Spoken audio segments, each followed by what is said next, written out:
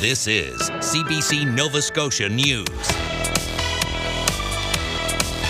Tonight, no foul play. Police say the death of a Walmart employee last month is not suspicious. Green Party plan. The Nova Scotia Greens unveil their election platform. And Saving Lucy. A couple seeks a rare and expensive procedure to treat their dog's cancer. A low stalled just to our east will continue to bring gusty northerly winds, showers, lots of clouds. Settle in. Your full forecast is coming up. Good evening. Halifax police say the death of a woman found inside a large oven at a Walmart in the city's West End is not suspicious, and there is no evidence of foul play.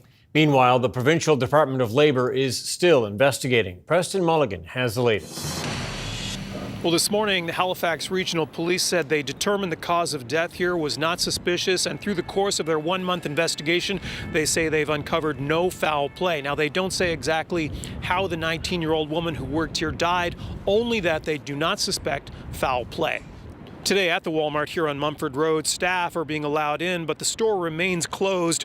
Outside, the building crews have been working on some of the siding and signage, but security is stopping anyone who approaches. Police declined our request for an interview, but released a video statement later saying that there are some questions about Kaur's death the public will just never know the answers to. Gursimran Kaur's body was found in a commercial walk-in oven in Walmart's bakery department on Saturday, October the 19th. She was 19 years old. Kaur had immigrated to Canada with her mother about 2 years ago. Her mother was working with her at the Walmart the night she died. Also today, we heard from the Provincial Department of Labour. In an emailed statement, a spokesperson there said, quote, "Now that Halifax Regional Police have concluded their investigation, the Department of Labour, Skills and Immigration has assumed the lead in the ongoing workplace investigation," end quote. The department says that since it is an active investigation, it can't comment, and staff there warn it's a complex investigation and it could take some time. Now, there is no longer a commercial bakery inside this Walmart, and it's still unclear when the store might reopen. Preston Mulligan, CBC News, Halifax. A Halifax program to support vulnerable residents in emergencies is urging people to sign up. Seniors or people with disabilities get a call and a home visit if they need extra help. Haley Ryan has more. Halifax says its vulnerable persons registry could make a big difference for anyone who might need extra help in an emergency. Kimberly Richardson still remembers the long, dark week without power when Hurricane Juan hit Halifax. It was especially tough as someone who uses a power wheelchair. My movement was very sparse for those 7 days because I couldn't recharge. Richardson hasn't heard much about the registry, but plans to sign up.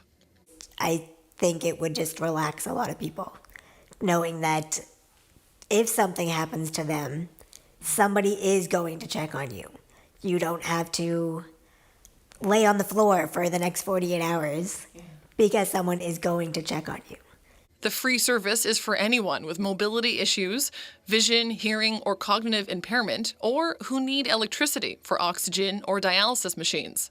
People can choose to be notified through landline, cell phone, or email.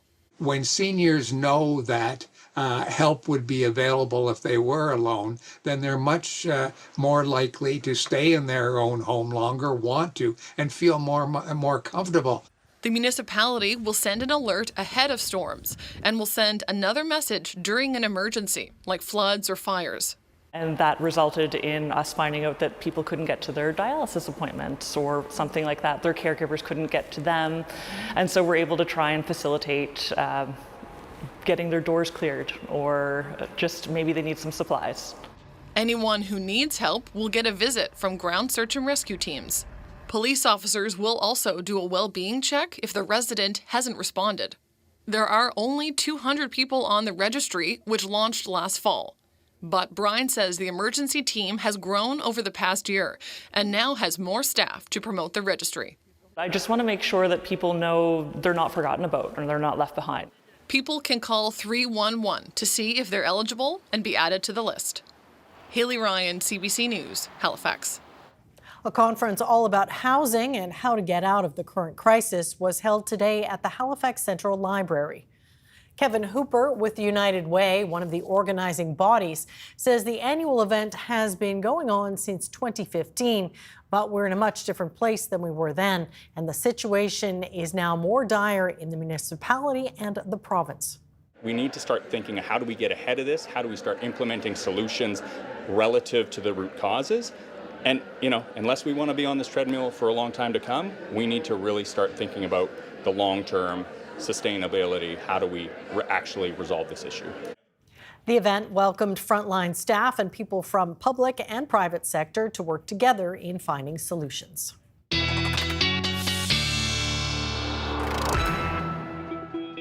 And joining us now for a first look at the weather forecast, Ryan Snoddon. I don't know where my sunglasses are. I haven't had to use them in a bit, Ryan. Yeah, don't worry about finding them too much of a hurry on that because, well, as I mentioned off the headlines, this is a stalled pattern that's not going anywhere anytime soon. We're looking at the mid-levels of the atmosphere, and this is just to show you the overall pattern. There's our blocking high to the north, and we've got this low just sitting and spinning. And as we run you through the long-range outlook here, so this low, it's not going anywhere at least until Thursday. It departs through Thursday, still kind of that lingering cloud, though. The good news is this area of high pressure is breaking down. The blocking high breaks down late week, but we've got another low that's going to be moving into the region through Friday into Saturday and Sunday, and that one will drag its heels as well. And so really it's not until we get into the mid part of next week that we're looking at maybe a couple of days back to back with some sunshine. The good news is that Friday low, some substantial wet weather with that. We'll talk about that with your 7-day. All right. Details on the way. Okay, thanks so much, Ryan. Thanks, Ryan.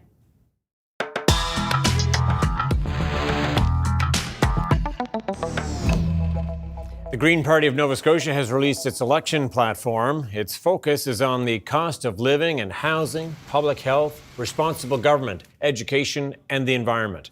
The platform also promises Green MLAs would collaborate with other parties to fix the problems people are facing today. Nova Scotians are dealing with crises. They don't want to see bickering. They don't want to see disagreement. They want to see everyone getting on board with a plan and working together as a team, and that's what we want to do. The Green Party has never had a seat in the Nova Scotia legislature. On the campaign trail today, NDP leader Claudia Chender says if her party wins the Nova Scotia election, they'll temporarily take the provincial tax off the price of gasoline. Chender says the gas tax holiday would remain in place while inflation is high. Our action to lower the price on a tank of gas will save Nova Scotian drivers like Ray over $11 every time they fill their tank. This gas tax holiday will save drivers an average of $500 a year, $500 that could be well used elsewhere.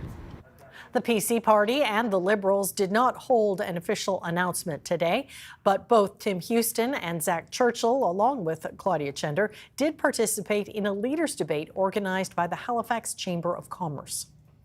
3 candidates are facing off in the riding of Sackville-Uniacke. For 2 of them, it's a political rematch. And as Luke Ettinger reports, a perennial candidate is in the mix.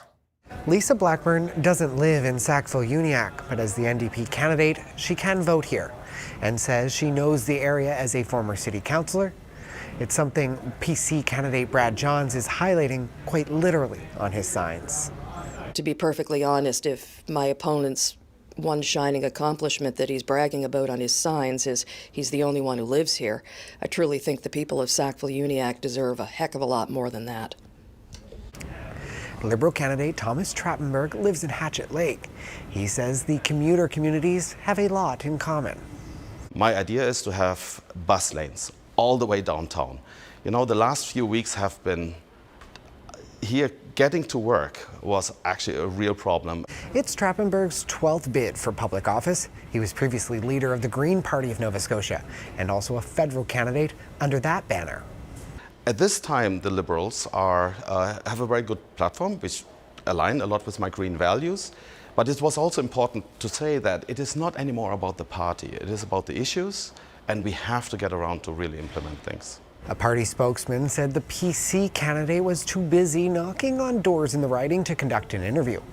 In a statement, John said he understands the needs of the community and he's worked to improve roads, repair affordable housing, and support community groups.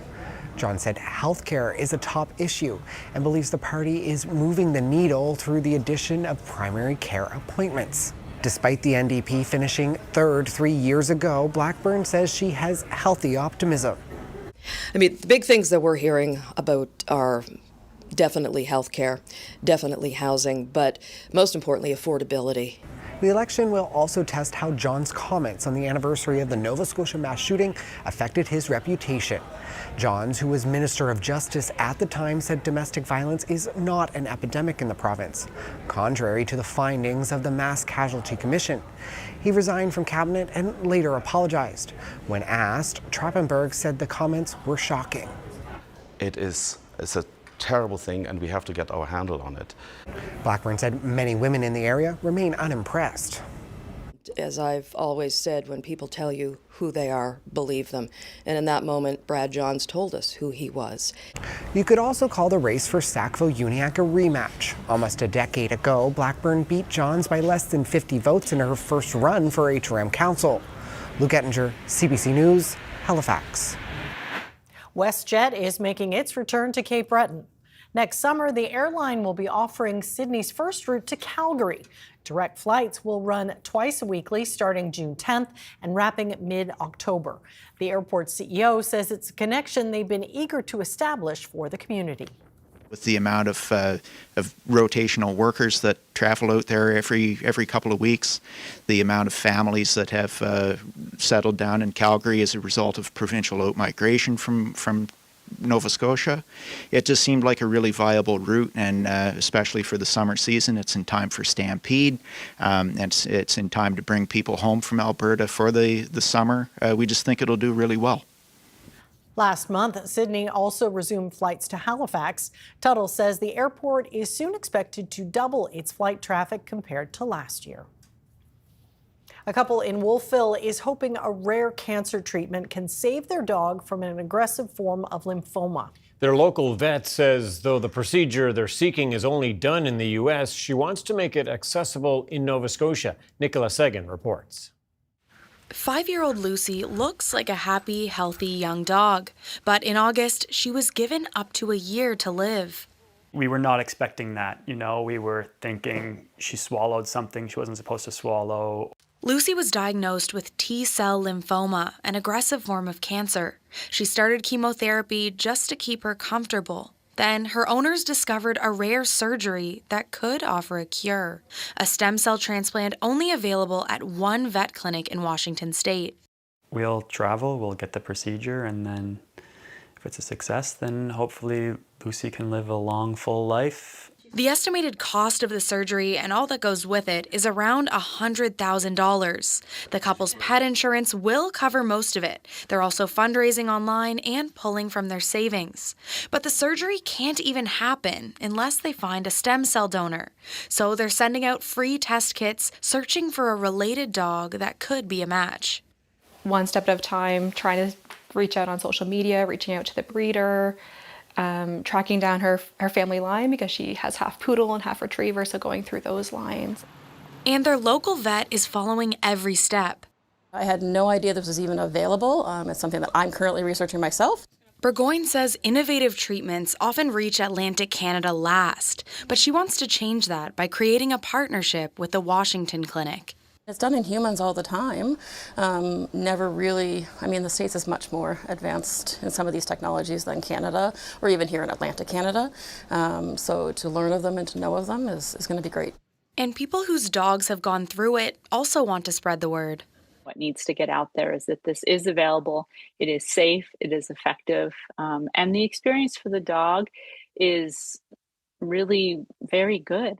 Weldy's Dog Galaxy had the procedure in 2018, and now she helps other families navigate the process. As for Lucy's family, they've sent out 18 stem cell test kits and are still searching, hoping to find a match and enjoy her company for years to come. Nicola Sagan, CBC News, Wolfville.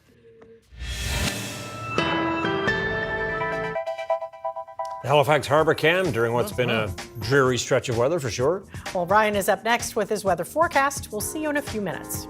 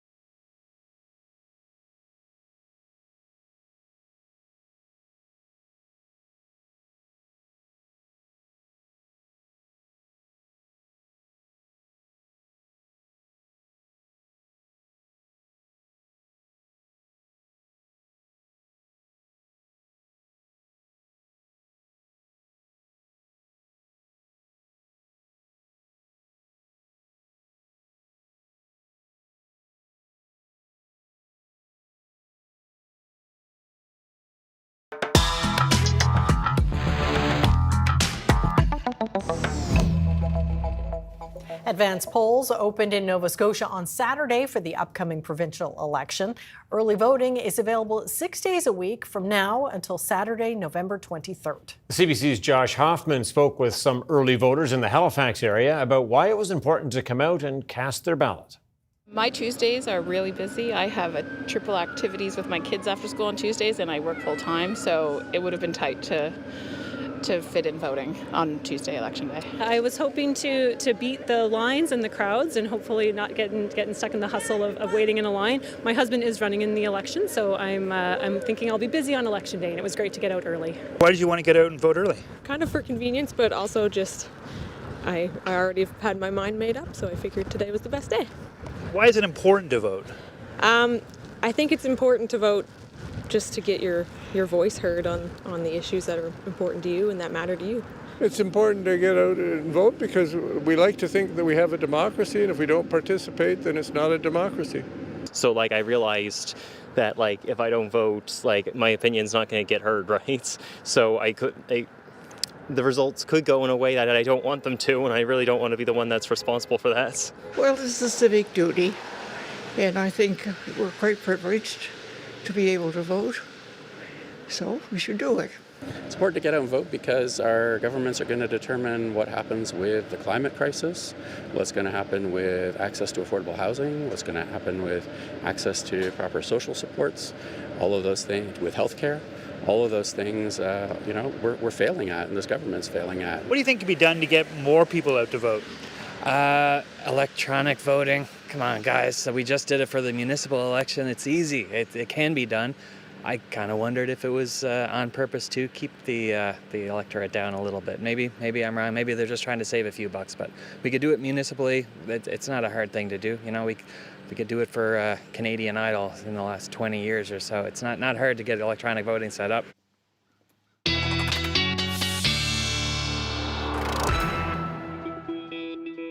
Sometimes weather is another reason to go to an advance poll, don't you think?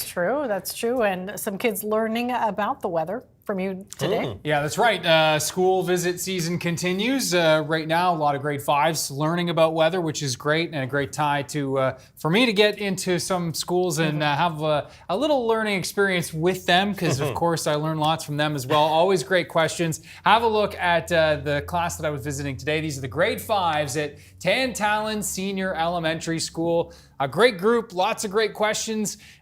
Even covered a little bit about earthquakes today, so a little out of my wheelhouse. They were keeping me on my toes, Tom and Amy. It was great. So thanks to the grade 5s at Tantallon Senior Elementary today. And yeah, we talked a lot about this kind of setup that we're in right now, which is the low to our east, high to our west, and that's why we're getting that windy weather that we've been experiencing the last couple of days, and it's not going anywhere. Temperatures out there right now, a damp 4 to 6 degrees in most cases. You can see Cape Breton a bit milder, 8-9 degrees there, 8 degrees at Westport, 7 in Yarmouth, and there's that northerly flow, which is sustained in the 20, 30, 40 range at last check. And as we look at those gusts, gusting 40 in Lunenburg, 44 in Halifax, and just shy of that in Sydney and up towards Port Hawkesbury.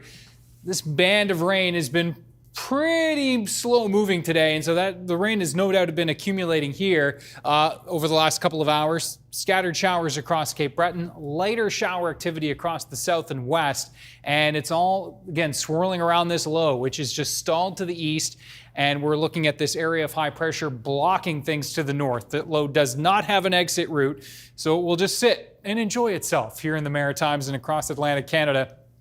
As we back things out, this low actually really won't be impacting us too much. We've got a secondary low that's moving its way onto the west. Onto the west coast. That is going to be the low that actually does work its way in on Friday. So let's have a look at the temperatures tonight. Pretty much where we are right now, 4 to 6 degrees. Those northwest winds gusting 40, 50 kilometers per hour, 7 to 8 degrees across Cape Breton. Timing things out with your hour by hour. Model doing a pretty good job with that steadier band, which will migrate its way westward. That lighter shower activity in the west continues as well. And again, as we were talking about a lot last week, we need this wet weather, no question, including the northeast, which will be the most plentiful in terms of the rain. We'll show you the outlook for totals in just a couple of minutes here. You can see tomorrow, that does break up a little bit, but no doubt the periods of rain pretty much off and on throughout the day and tonight and into tomorrow for Cape Breton and the Northumberland shore. Really kind of a drier day tomorrow in the south and west, where we'll see a couple of showers, but maybe even a sunny break, as you will see.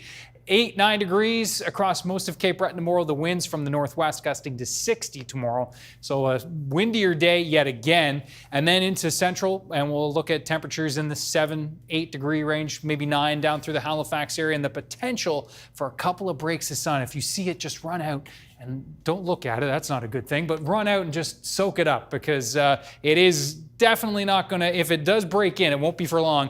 Gusting to 60 kilometers per hour, the wind in central as well, and gusting to 50 in the west. Tri-County, South Shore, greatest chance for some sun breaks. There's our rainfall outlook tonight through to Wednesday morning. 10 to 20 millimeters Cape Breton and across the northeast. It's dry here. We need this rain. It's also very dry Halifax and down through the south and west in the valley. Not enough there. Hoping Friday will help to bump up some totals there, as we'll show you in a sec. 7 to 10 degrees for Wednesday with those scattered showers, and that low kind of still swirling around Wednesday, just off to our east.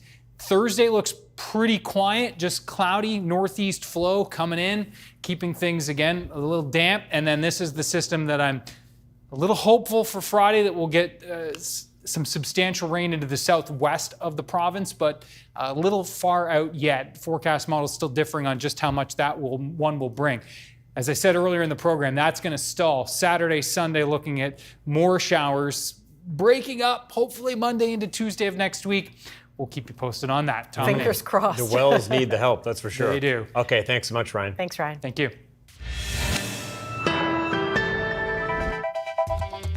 Coming up, we'll hear more from the Green Party leader on his platform for the upcoming provincial election.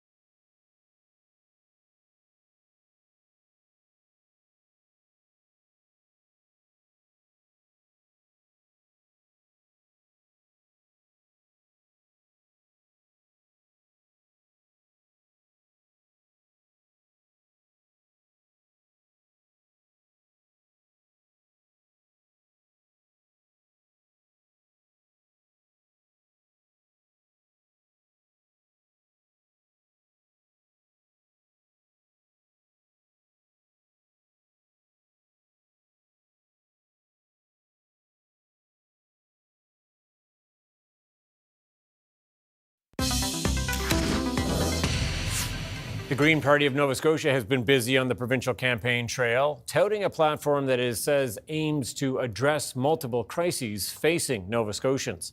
Anthony Edmonds is party leader, with us now in studio. Thanks for being with us. It's a pleasure, Tom. What is the biggest of the issues in your mind? I think the number one that Nova Scotians are facing right now is cost of living and particularly housing. I think we've really seen where rents have gone completely out of control. Housing supply isn't there. We really need action from the province to address that. Well, how do you do that? You're talking about reducing the rent cap. What are the levers a Green Party would pull, if in power, to be able to affect change in that front? I think the main thing that can be done from a provincial perspective is to bring some non-market housing forward. So whether that means provincial housing, housing cooperatives, or working with charitable organizations or other nonprofits to bring non-market housing forward. If we can do that, I think that will set sort of a price floor. That will help bring more supply. It'll fix the supply-demand imbalance, and long-term, that'll get us out of the crisis. Mm-hmm. When you look around, I mean, housing obviously is a big part of the affordability piece, but a lot of people talking about the grocery bills as well, the power bills. You know, on those sort of pocketbook issues, where does the Green Party stand? Absolutely, and I mean, obviously, energy poverty is a massive issue right now. On energy poverty, the Green position is that we need a carbon pricing model that actually works better for Nova Scotians, that actually gives Nova Scotians a fairer deal. Right now, we've got the federal backstop because of inaction from successive governments to actually bring forward a better plan. What the Green Party would like to see is to have a program that has more robust rebates and that doesn't have carve-outs for large emitters, so that there's more money in that pot to go into those rebate checks and people are actually getting more back that they can use to cover their everyday costs. Mm-hmm. Let's talk about healthcare. That's another one that's high in the polls of people's concerns. You know, a Green Party, when you look at the healthcare system, maybe you can first of all assess what the healthcare system is like right now in your mind and what you would do about it. I think for me, it's much like housing that we're seeing a supply-demand imbalance from a lack of long-term planning. So obviously, we do need to get more doctors, we do need to get more nurses, and all of the things that have been done by Tim Houston's government and they're continuing to do are positive. I think we need more of those things to be done than what we're seeing. But at the same time, there's also the demand side. Per capita, Nova Scotia has as many doctors as other comparable provinces that have much better health outcomes, better than national average even. And yet we're seeing long wait times. We're seeing people going without family doctors.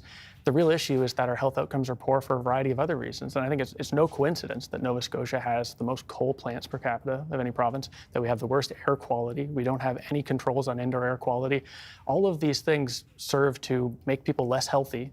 And so we need more medical treatment than we should. Shortage of medical staff as well in many facilities across this province. What do you do on the recruitment front? There are a few things that we've proposed in our platform. One of them is to try to increase the number of residency spaces. I know Tim Houston has brought forward more medical school seats, and more medical school seats would help even more, would probably go a long way.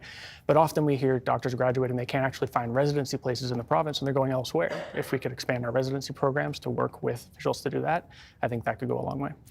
Your party is striking a tone of collaboration in its campaign statements. Why is that? What do you think is missing in Nova Scotia politics?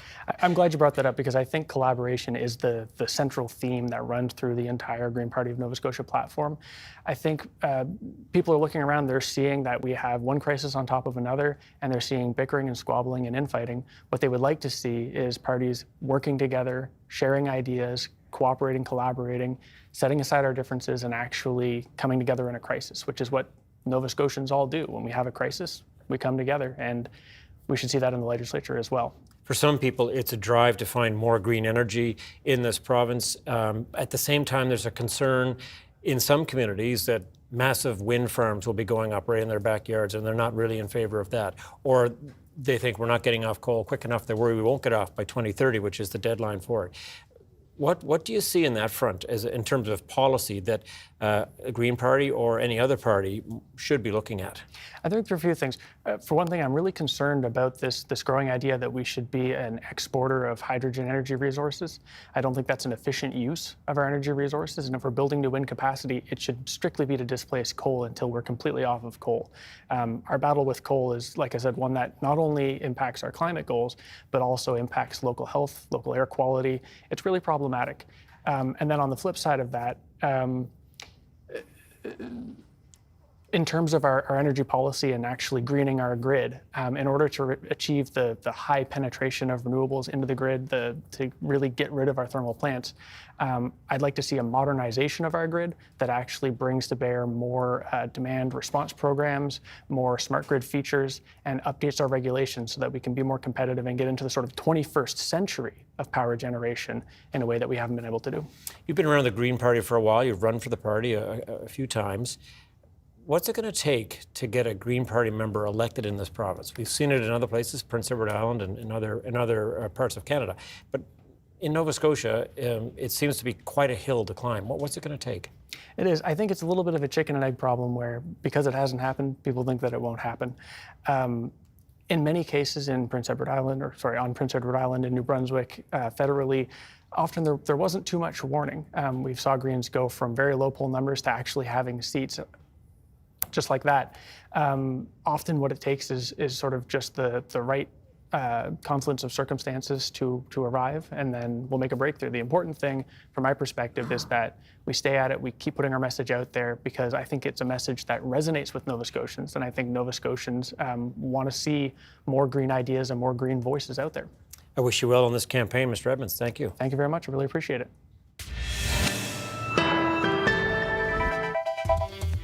Coming up, Joe Biden gives the green light for Ukraine to strike Russia with long-range U.S. missiles. The UN raises concerns over how much aid is getting into Gaza and the treatment of their staff members on the ground.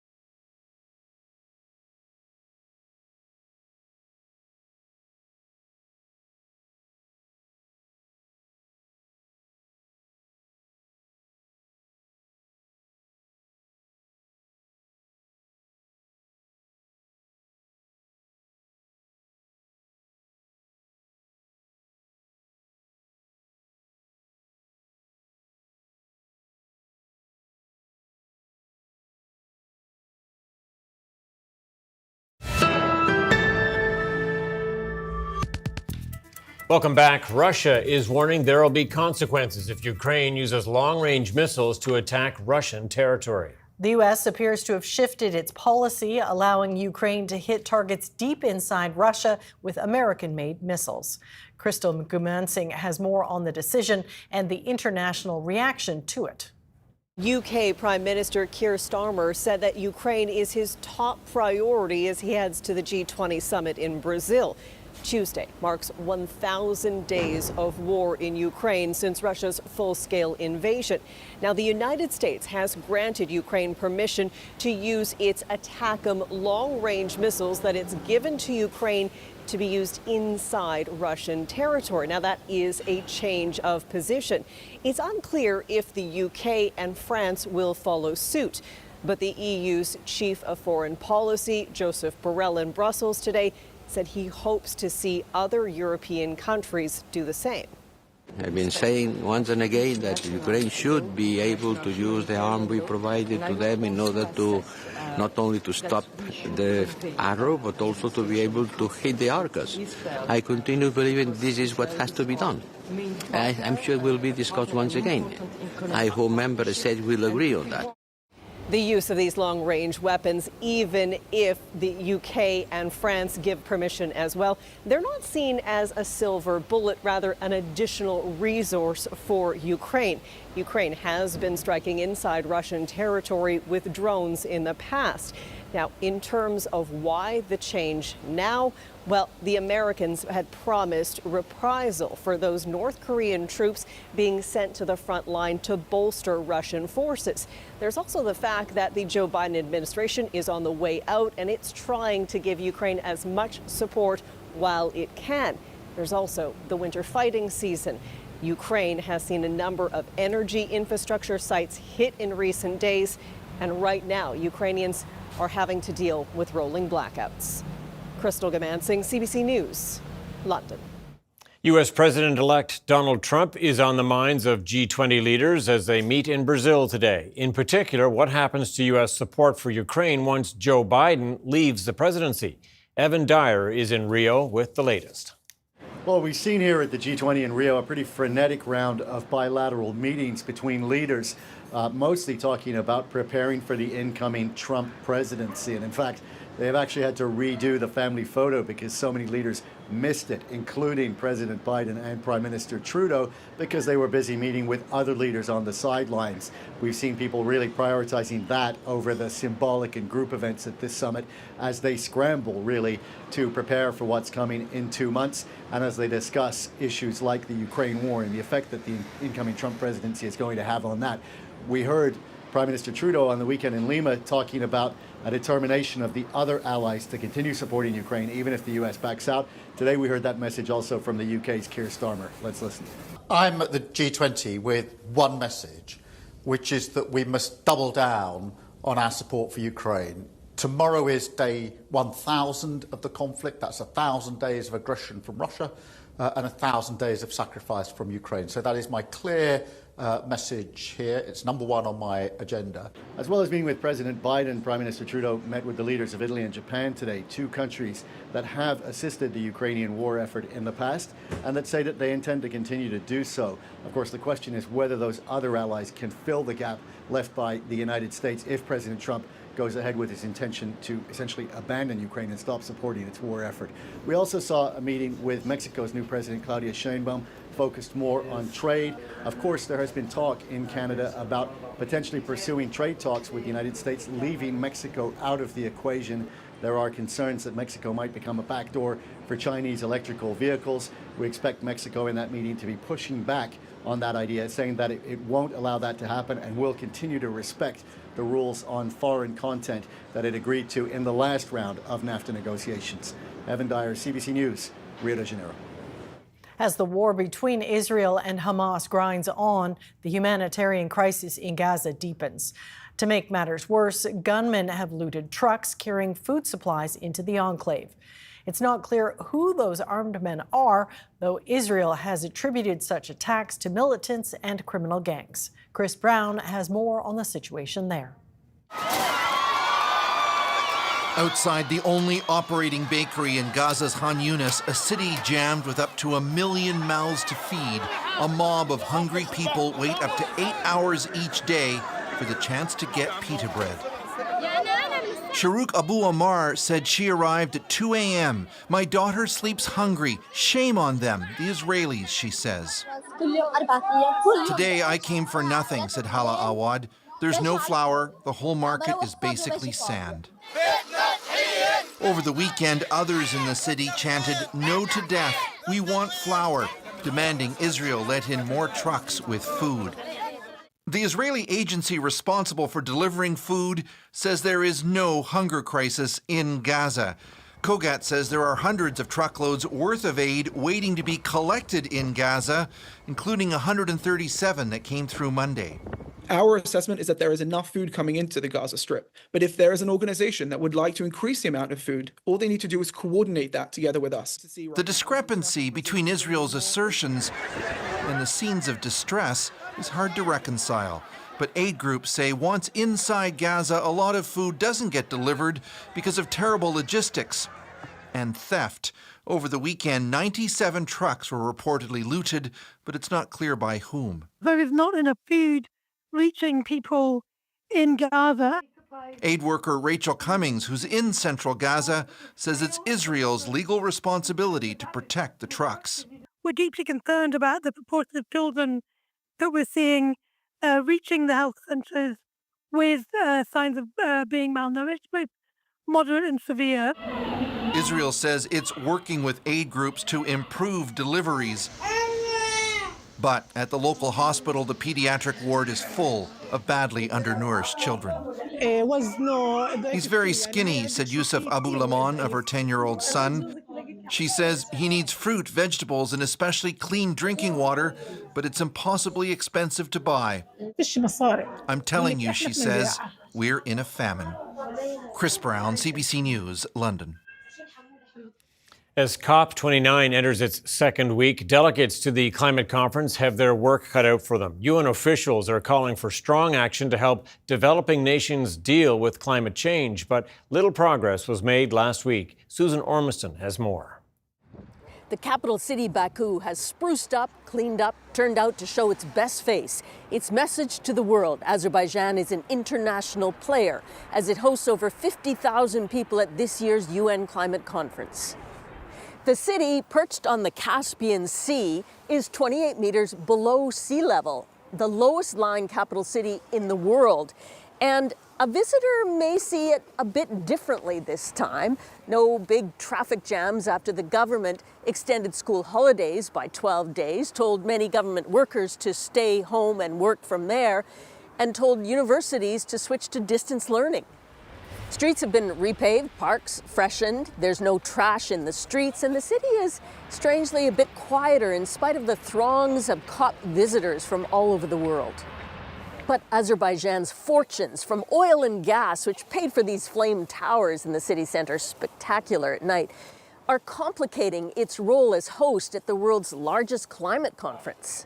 Every natural resource, whether it's oil, gas. The president opened the first week calling its oil and gas reserves God-given riches and accused Europe of hypocrisy for buying Azerbaijani gas and then criticizing the country for hosting the climate talks. The European president stayed away, as have many world leaders.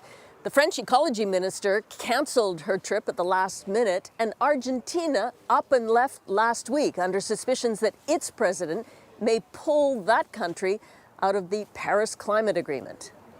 Not to mention the long shadow of Donald Trump's presidency on the climate file. So, heading into week 2, there's tension. The goal is to come up with a finance agreement to both help cut harmful emissions and adapt to the effects of climate change in developing countries. But the juggernaut is how much funding, what kind, and who pays. And we're talking hundreds of billions of dollars. Some countries are openly worried these talks are going too slowly and with too much geopolitical noise. So this week is about striking, even saving a deal, and convincing skeptical countries that Azerbaijan could balance its oil interests with a climate agreement. Susan Ormiston, CBC News, Baku, Azerbaijan. Deepfake porn, explicit images created by an artificial intelligence, is on the rise.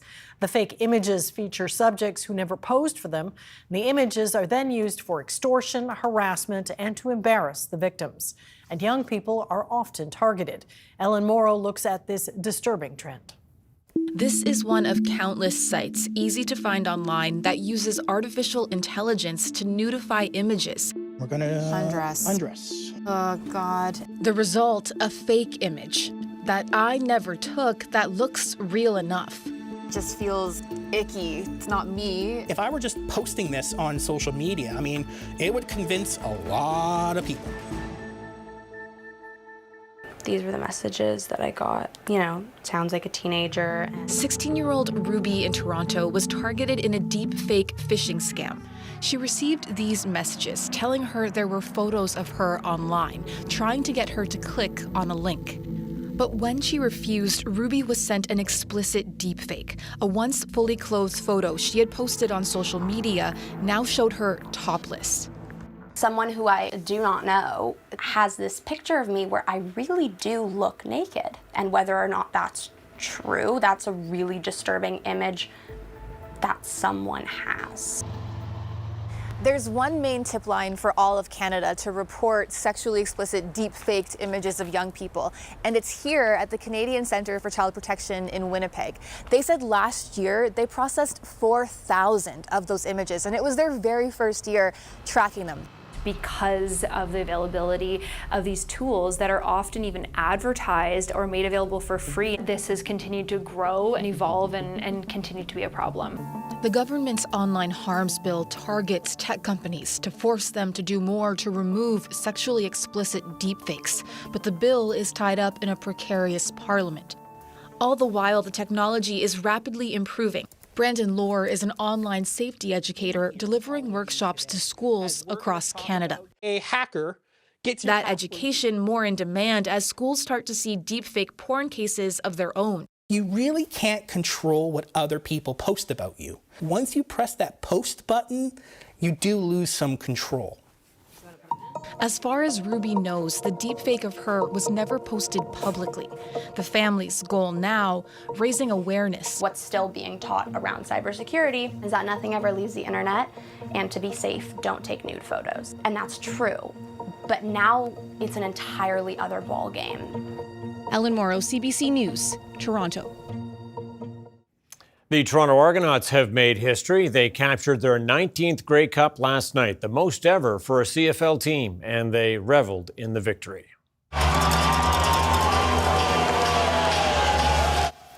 Those are the moments after the Argonauts defeated the Winnipeg Blue Bombers. Argos 41, Bombers 24. It was the 8th matchup of the two teams in the CFL final, and Toronto has won against Winnipeg every time. Prince Harry is continuing his solo visit to British Columbia. He's there to promote the 10th edition of the Invictus Games. Harry met today with school children in Vancouver. He's building support for the coming games, which will take place in Vancouver and Whistler in February. Harry founded the International Competition for Wounded Servicemen and Women a decade ago. He's promised to return for the opening ceremony in less than 3 months. Canada's main stock index climbed today as the price of oil and gold both strengthened, and investors continued to digest the market implications of another Donald Trump presidency. Here's a look at the numbers as we head to break.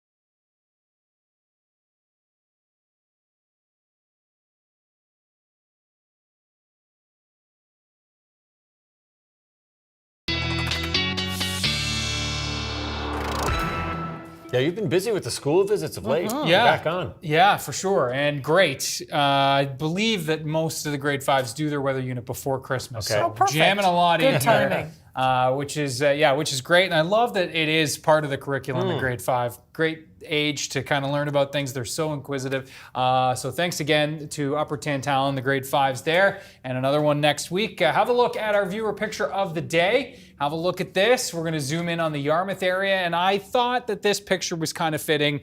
I know that the sun is shining in this picture, but the black and white, I thought, kind of blended nicely with that 7-day forecast. Yeah, kind of November-like in its Definitely own way. a theme going. Yeah. For sure. Thanks to Ralph Amiro, who is always sending picks from Yarmouth. And I know there's a lot of frequent contributors to Ryan's picks at cbc.ca. And I appreciate you all. Obviously, I try to spread the wealth and make sure everybody gets on the air as much as I can. You can see in Yarmouth tomorrow, those winds will be gusting to 50 kilometers per hour. They'll be closer to 60 for the central parts of the mainland and into Cape Breton. Those sustained winds near 40, gusting 50 to 60 there. And note those temperatures, 7, 8, 9 degrees. There is the potential for a little bit of sun breaking through the cloud from Halifax down to Yarmouth in the southwest. And a similar story on Wednesday. That southwest away from that northerly flow. That's where we'll see our best chance for sun. That low spinning off to the east. We're going to see those periods of rain kind of wrapping up through the later stages of tomorrow, but a couple more rounds possible through Tuesday night. And then into Wednesday, it looks more just like scattered showers. Thursday, for the most part, looks dry. That low is far enough to the south and east of us, and the next low not in the wheelhouse yet. And again, you can see some darker greens and some yellows there. So I'm keeping my fingers crossed that that system will bring some beneficial rain on Friday, because we do need it. The northeast getting a turn this time. Hopefully the southwest gets a turn on Friday. Those showers will linger into the weekend. All right, Ryan, thanks for that. Well, dozens of giant stick figures stretched across the shoreline of a Nova Scotia beach this past weekend, all for a good cause. That's right. The Hands Across the Sand event at Somerville Beach raised more than $2,500 for the Queen's County Food Bank in Liverpool. The event was created by local artist Jane Dunlop Stevenson. More than 50 people joined in, drawing the 9 to 15 meter tall figures. Others donated money and just walked the beach, enjoying the works of art. What a great idea. I love Yeah, it. fantastic. That's it for us tonight. Thanks so much for watching. We'll see you next time. Good night. Good night.